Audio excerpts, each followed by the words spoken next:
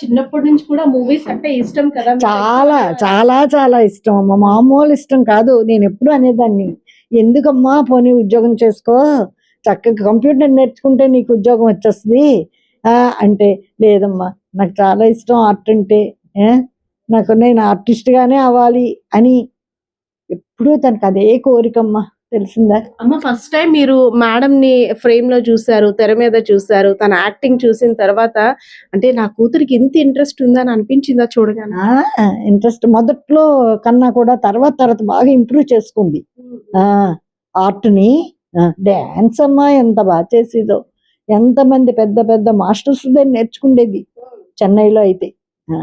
అసలు ఆలోచించలేదా ఇప్పుడు మరి ఇంట్లో కూడా మనం ఈ marriage అసలు ఏం లేదమ్మా దానికి, అలాంటి లైఫ్ మీద ఆర్టిస్ట్ గా బతకాలి అంతే, తర్వాత ఆధ్యాత్మికం అంతే.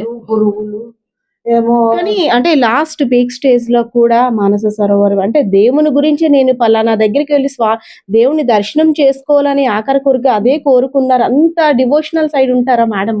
అమ్మో మరి మామూలు కాదమ్మా, ఎప్పుడు చూసినా కోవిళ్ళు లేకపోతే ట్రిప్పులు. ఏమ్మా అరుణాచలం అయితే ఒక 10 సార్లు వెళ్ళి వచ్చిందమ్మా.